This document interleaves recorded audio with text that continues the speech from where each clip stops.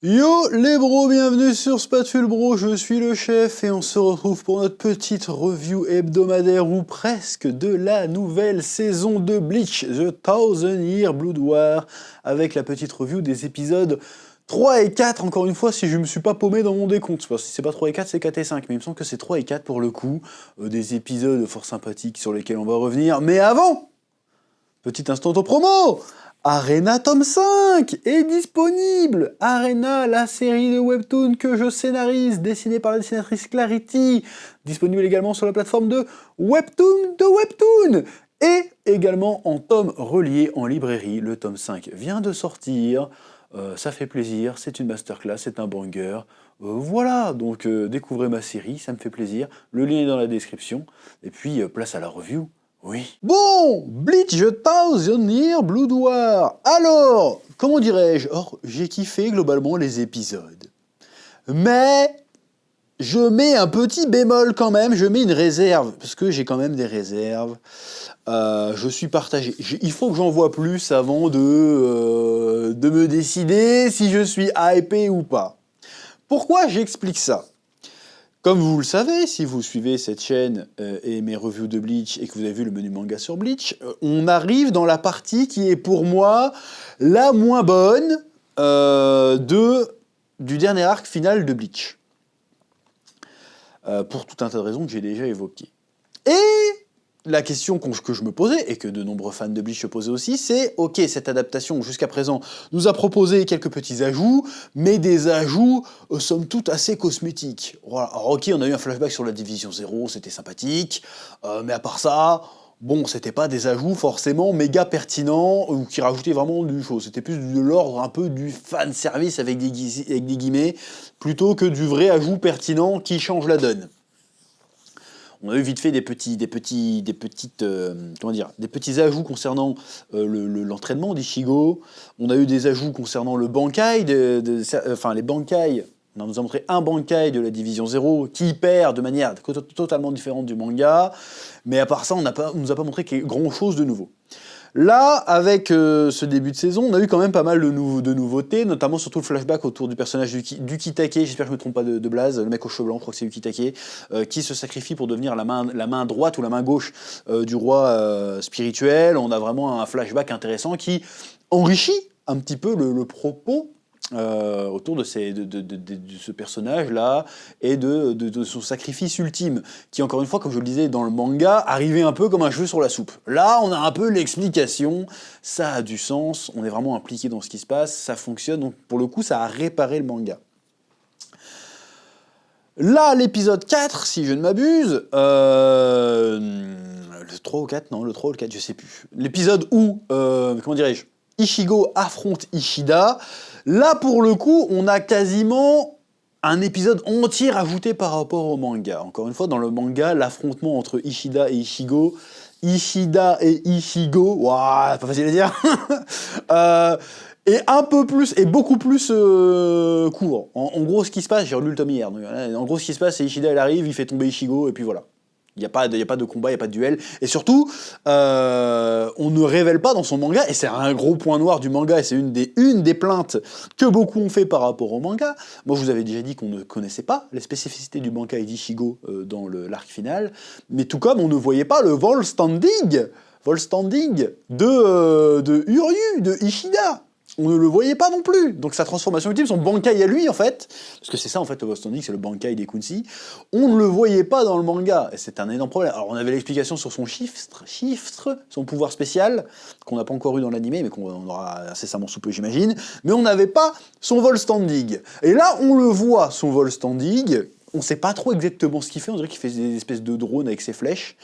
En revanche, on rajoute pas mal d'intensité sur le déchirement, le schisme entre Ishida qui suit son héritage Quincy et Ichigo qui n'arrive pas à comprendre, parce que lui il refuse de se soumettre à Yuaba en disant « Ouais, c'est pas toi qui décide un peu de ma destinée ou quoi que ce soit, tu peux te dire tout ce que tu veux, je m'en fous, je me bats pour ce que je pense être juste, et là c'est de protéger la Soul Society et le monde des vivants et t'empêcher d'accomplir ton funeste dessein. » Ouais, attention, je fais des envolées lyriques là.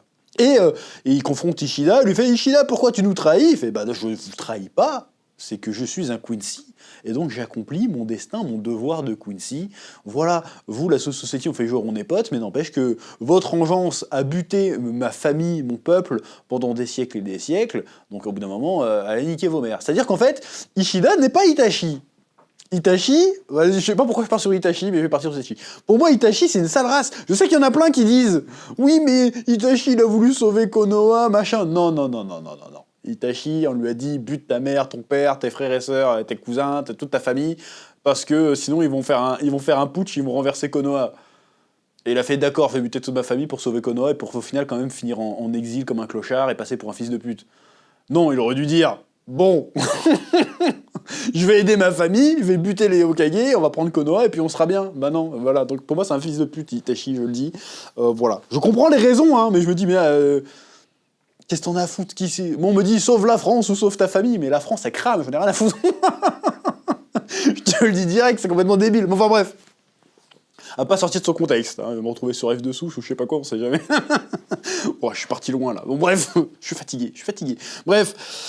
Donc Ishida il fait bah non je suis ma famille. Bon ça c'est un petit peu le problème aussi, c'est que Ishida a toujours été un petit peu, il a toujours eu du mal à se rapprocher un peu d'Ichigo et tout ça parce qu'il se dit bon merde je vais pas bosser pour les Shinigami parce que finalement ces bâtards ils ont, voilà, si je me retrouve sans famille dans la merde et que je suis tout seul avec mon grand-père et mon daron la tête de nœud, c'est à cause d'eux en fait. Donc je dois vivre caché et pas pouvoir exploiter mon plein potentiel parce que ces connards vont me tomber dessus, ils ont détruit mon clan, ils m'ont privé de mon héritage d'une certaine manière et je vais pas aller bosser pour eux. Donc il doit faire tout un travail d'accepter que c'était son clan les fils de pute et qu'en fait je comprends qu'il ait des réticences à aller du côté des Shinigami sur ce coup-là. Parce que là, il est plus tout seul, il a sa vraie famille qui est de retour. Bon, maintenant, est-ce qu'il est vraiment accueilli à bras ouverts dans cette nouvelle famille? C'est la question qu'il faut se poser aussi. Mais c'est intéressant parce que Ichigo est un peu dans le même genre de dilemme. Alors même si c'est un peu moins direct, parce que Yuaba lui fait attends, tu veux juste m'arrêter? Mais déjà, tout ce que tu as fait jusqu'à présent, ça a servi mes dessins.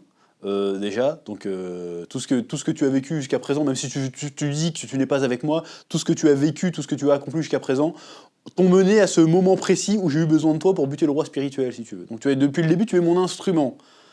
Même si tu essayes d'échapper à ça, malgré toi, tu es mon instrument, tu fais partie de l'héritage Quincy, si tu veux. Et Ichigo essaye aussi de se détacher de ça, finalement. Et Ishida, il a du mal à ça, justement parce qu'il était en recherche de ça. Genre, vas-y, j'appartiens à qui, en fait? Tu vois ce que je veux dire?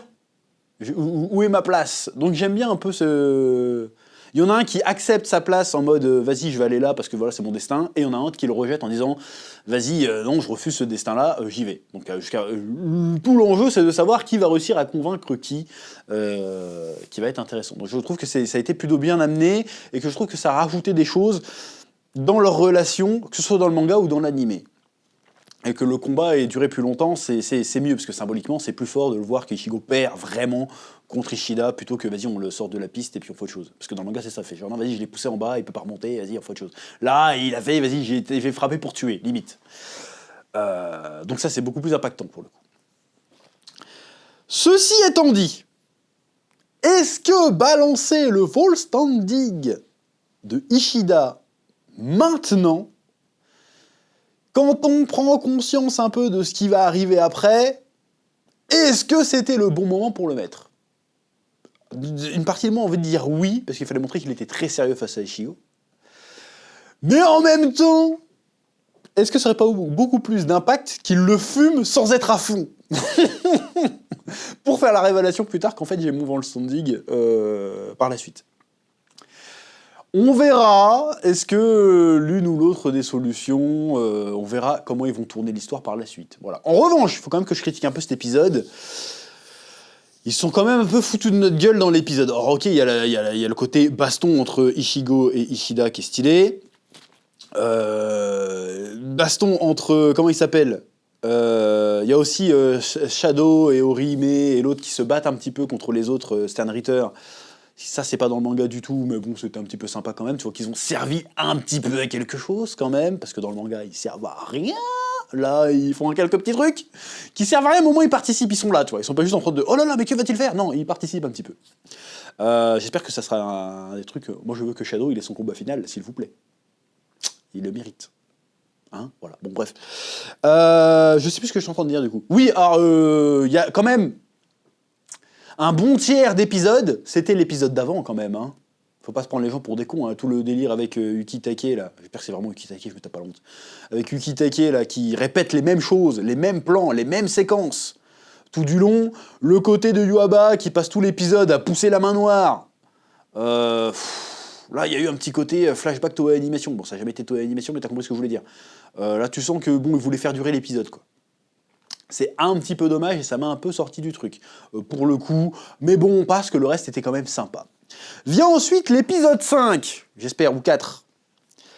Et là, pour le coup, alors c'était toujours très bien, où on se concentrait un peu plus sur... bon, il y a eu quand même des petits moments stylés. Bon, le Go Taizen, qui arrive, qui est sur sa chaise, qui pète tout le monde, qui pète tous les petits les yeux globuleux qui arrivent, il les pète, il fait bon, vous êtes trop des cons, toute la société est en train de galérer, on n'arrive pas à les couper, machin, lui il arrive, bah l'autre il a les bras, les mains attachés, il défonce tout le monde, il fait bon attends, mais utilisez votre expression spirituelle, bande de tocards.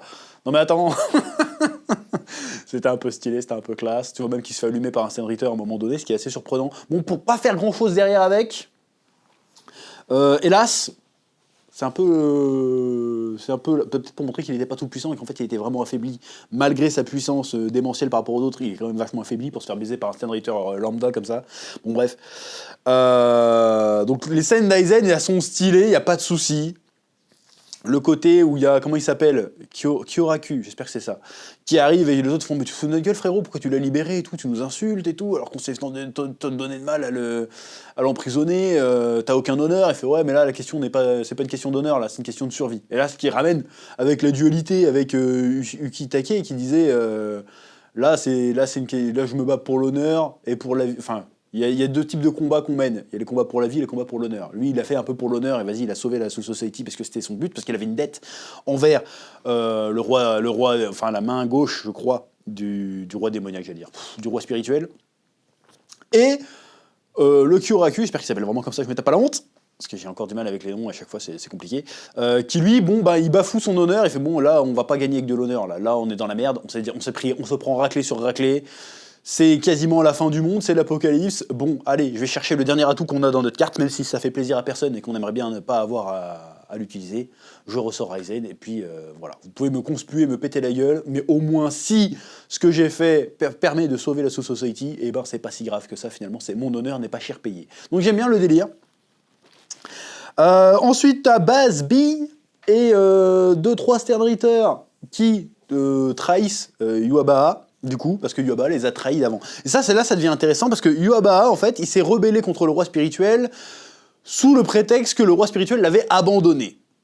Il l'a négligé en quelque sorte. Et il fait la même chose avec ses serviteurs, en fait. C'est-à-dire qu'il les a amenés là, il a dit « Ouais, je vais vous envoyer un nouvel âge de fou, on va dominer et tout. » Et au moment de passer à l'acte, il fait « Non, en fait, vous allez tous crever, je vais récupérer la puissance que je vous ai donnée. Vous allez rester crever là à la Soul Society, et de toute façon, le monde qu'on avait là, je vais tout détruire en fait. Vous êtes que des pièces, vous êtes des pertes non négligeables. Finalement, vous m'êtes inféodés, vous êtes mes enfants, je peux disposer de vous comme on veut. » Mais lui, il supporte pas que le roi spirituel fasse ça en fait. C'est même pire que techniquement, le roi spirituel l'a laissé avec sa liberté. Et lui, il supporte pas ça.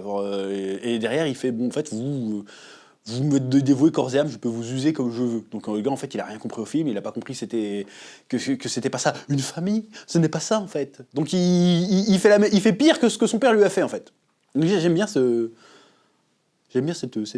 opposition, cette dualité, ce schisme idéologique. Ouais, je te sors des mots compliqués des fois. Je trouve ça assez intéressant. Voilà, donc ça je trouve ça cool. Bon après du coup les Sternritter, une partie des Sternritter va se rebeller, comme on l'a vu contre Yuaba.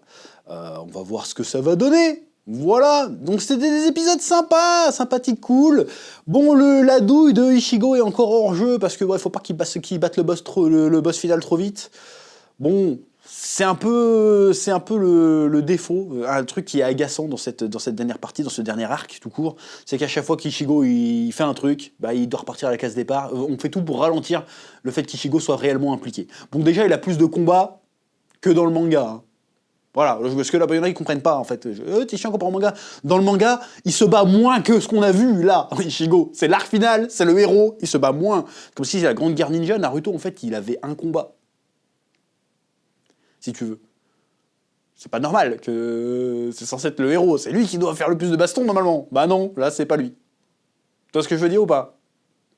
Bref. Donc, c'est pour ça que je disais en début de cette review, qui commence peut-être à être un peu longue, que en même temps je vois les changements et tu sens une volonté de bien faire, mais en même temps, il reste quand même des petits couacs par-ci par-là. Notamment au niveau du rythme et aussi le côté, vas-y, Ichigo fait que le yo-yo entre le haut et le bas depuis le début de la saison et c'est un petit peu dommage. Voilà. Donc on va voir comment tout ça va être comment dirais-je, va être étoffé, va être amélioré au fur et à mesure des épisodes. C'est à peu près tout ce que j'avais à dire pour cette semaine. Je vous laisse le soin de me dire ce que vous en avez pensé dans les commentaires comme d'habitude et je vous dis à très bientôt sur Spatule Bro pour de nouvelles vidéos. Bon, même si ces temps-ci ça risque d'être un petit peu sporadique, chaotique les publications, mais il y aura toujours du contenu, ne vous inquiétez pas. Voilà, que la passion vous guide, et à bientôt.